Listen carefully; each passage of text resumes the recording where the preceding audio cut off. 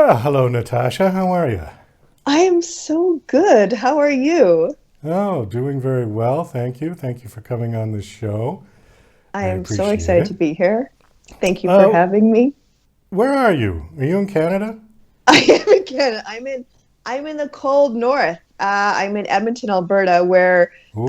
amazingly we actually have some sunshine today, which I think is Mother Nature playing a trick on us because apparently it's supposed to get really, really cold after today. So I'm going to enjoy it as much as I can. Are you a native Canadian? Because I don't hear that accent. Oh, yes, kind of. Kind Born of? in Canada, but when I was 3 weeks old, we moved back home to Guyana, which is in South America. Oh, And then when I yeah. was 5, we came back to Canada. So I apparently my Creole accent comes and goes every once in a while, and and then some words I just say completely differently. So if you ever see me pause and look, like my brain is frying. I'm trying to remember the Canadian or the North American way of saying something, right? Or the vocabulary. So Well, is English your first language or Spanish or? no, it's Guyana is the only English speaking country in South America. However, Guyanese people, our language or our dialect of English is something called Guyanese Creole. So it's English, but it's not. So there's how can I say it? Like there's a difference in how we use the grammar and the vocabulary, and then we have some of our vocabulary. So I think it's a little bit like if you hear someone from New Zealand or Australia speaking really fast, like they're speaking English, but the accent is so strong and so Oh, pronounced, you kind of have to okay. stop, and then and then there's certain words that are just exclusive to those countries, right? So it's a little bit like that. Apparently, I've been told though I'm very good at gibberish. Well, I don't think I've ever heard it, so that's interesting. I didn't know that. Okay. Yeah. So you've got a book. What's the title of your book that we're My book promoting? is called Maria and the Plague. It's a Girl Survive story from Capstone. Okay. Before we get to that, you've told us a little bit about your background. Tell us a little bit about. Have you been writing your whole life, or is this a new venture for you? I guess a little bit of both. I'm not sure. I'm not sure how long you're allowed to be in the industry before you're no longer allowed to call yourself new to it. But I got into writing, I think, sometime around 2000 in the 2000s because I was trying to stay sane through university. And then after I graduated, I think I took a couple years with regular kind of jobs, and then decided I would try my hand at it and see if I could make it as a published author. And that was, I think, 2006, 2007. I really started trying hard for it, and then in 2014, I had my first kids book published, and then I could call myself a professional, a grown-up writer. Okay, so I think the next obvious question is why? Why did you decide to do this? Such a, I always, I have so many friends that are like, I always knew I wanted to be a writer. Like since I was a little child, I would just always pen stories. And I'm like, wow, that's amazing. I just read a really bad book, like a really bad book. And I thought to myself, after I thought all the other things I thought to myself, I thought, writing must be harder than I think, or this person just does not respect their reader at all. And so what I decided to do was kind of put my money where my mouth was, and see if I could write a book. And I found out that yeah, writing professionally is much harder. And we sort of grow up in a school system that teaches us how to read and write, and then we think it'll be this easy transition. But the parameters are vastly different, like vastly different. So writing was much harder, but she did not respect her readers at all, and I'm grateful for her for teaching me that that's the number one rule. Respect your audience or don't do it. Okay, that brings two questions. Let's cover that one first. What was it about her particular writing that you thought was offensive to the readers? Really bad plot lines, very, very flat characters. And if you really want to irritate me as a human being and as a reader, then have the female character engage in physical violence as a way to showcase that she's tough or take charge. And I don't put up with that. You know, hitting is wrong. And this idea that somehow if a woman slaps a man, this proves that she's kick butt or take charge. And I just think, no, that's dysfunctional. We teach 2-year-olds to use their words and not their fists. So I'm not going to cotton to any book where a female character is taking her hands to anybody else, and then having the author say to me, "Oh, no, no, no, but this shows how strong she is." No. You're not a Xena fan then? I think Xena, those were battles. But and I'm not, yeah, and thank you for the chance to clarify that, because I'm not talking about a situation where she is in danger, or she's battling, or she's in war, anything like this.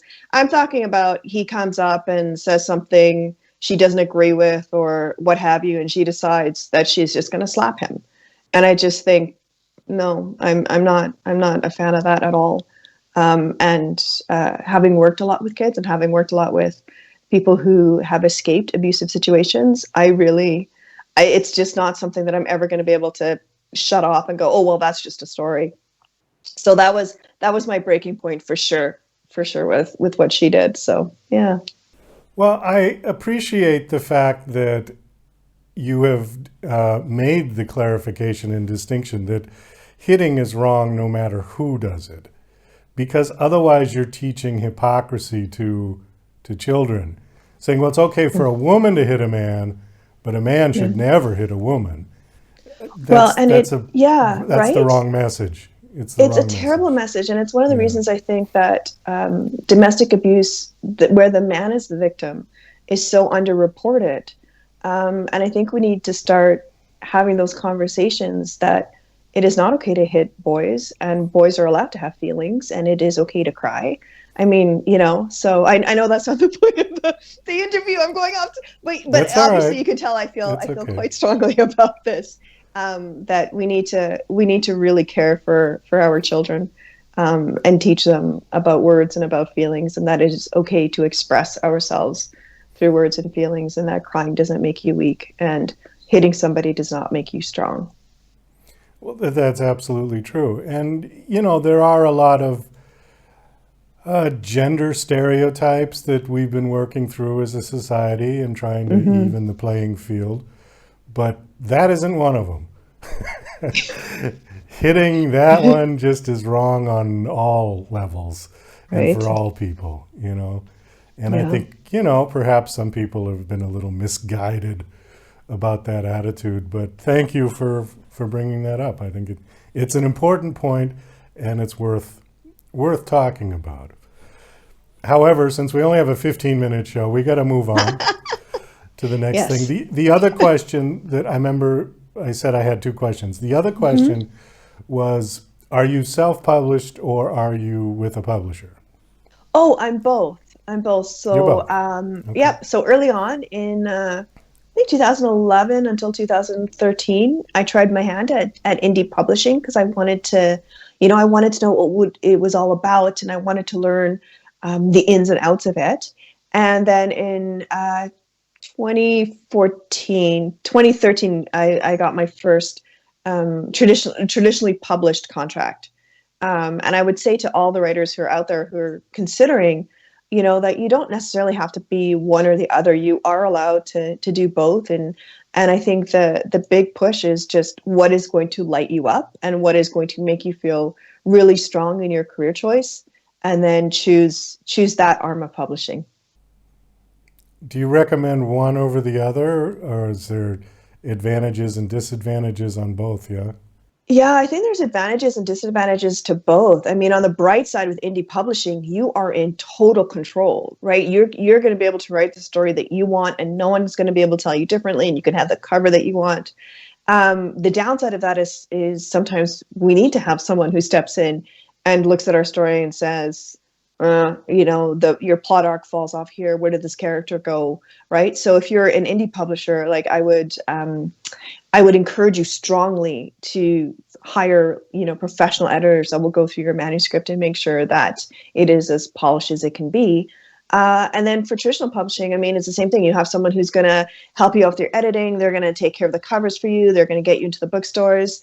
But it's going to be a team effort now, right? And you will have to sometimes take edits or take suggestions that perhaps you don't really want to do, but within the scope of the story or the scope of that publishing vision, this is what they want.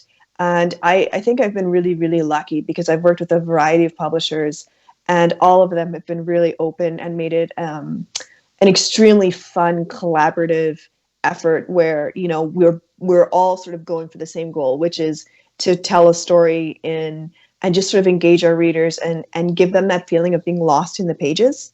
But yeah, it's 6 of one and half a dozen, depending on which one you're going with.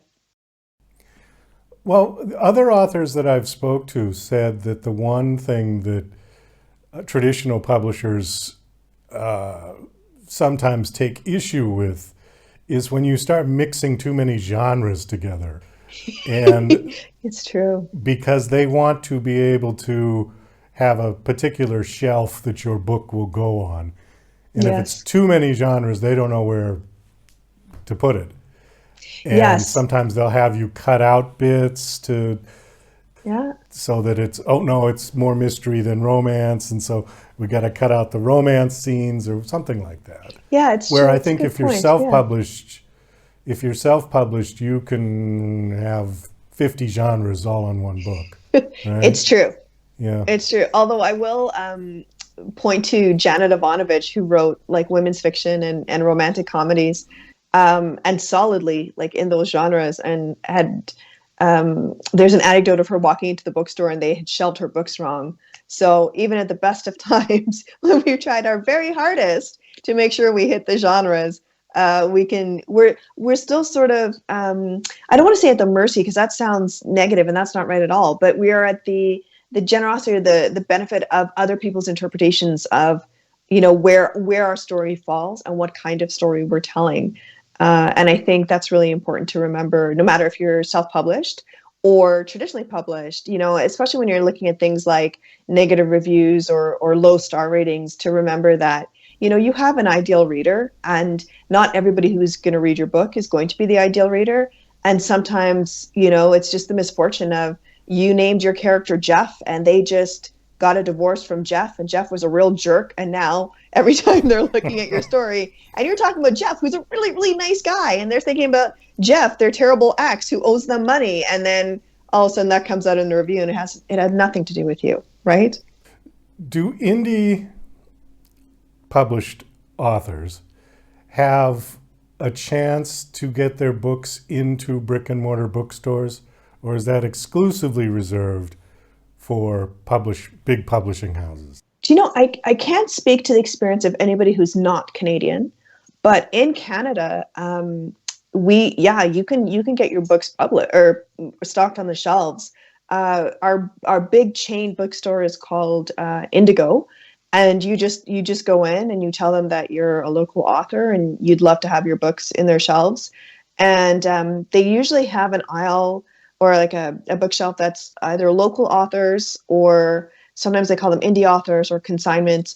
But they'll put I've never had an issue with them with going into a bookstore and saying, would you mind stocking my indie published book? And they looked at me and went, nah, we don't want you.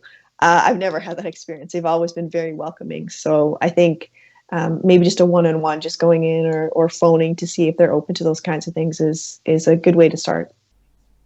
Okay. Would they read it first and then let you know, or are they just going to take it? All the guys that I worked with, they all just stocked it. They went, great. Do you have them in? And then, they'd say, do you want to sign it? And then I'd get this lovely little sticker that said signed by author. And I felt quite grown up. So I loved it.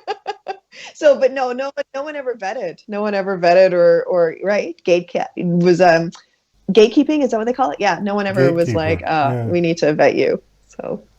Well, I guess there's no big loss for them. They put them on the shelves, and if someone buys them, they're going to take their cut. Yeah. And if nobody buys them, they'll send them back to you. Yeah. So yeah, that's exactly they're really it. not out anything. Yeah. Can you give us a 1 minute synopsis of your new book? Oh, sure. So in Maria and the Plague is actually weirdly very much like what we're experiencing right now. It takes place in Florence in the 1300s, and Maria and her family are struggling with the Black Plague, which is sweeping through Florence and hit Florence incredibly hard. And so she struggles to survive and get out of the city with her family and get to safety. It sounds interesting. And this is a children's book? It is. It is the Girls Survive series through Capstone, and it's girls in historical situations, being actual kick butt girls and doing amazing things. So there's I think 20 there's over 20 books in the series, and it covers everything from, I mean, you're talking about 9/11, you're talking about the Titanic, stories on overcoming and getting out of slavery. Like there's lots of stuff. The Night of Broken Glass. There's beautiful stories, and girl main characters. But those stories are accessible to anyone and everyone. What age group are these aimed at? Uh, 8 years old and up. So Okay. I'm going to say 8 to 11, 8 to 12. We do have to wrap this up, unfortunately. Thank you so much for coming on. Do you have a website you want to give out that people can come Sure. check out your Absolutely. books? Absolutely. It's www.NATASHADEEN, and Dean is spelled DEEN.com. Great. Thanks so much for coming on. This was very enjoyable talking to you. And Thank you. I had a good time too. Thank you. oh, I'm happy to hear it.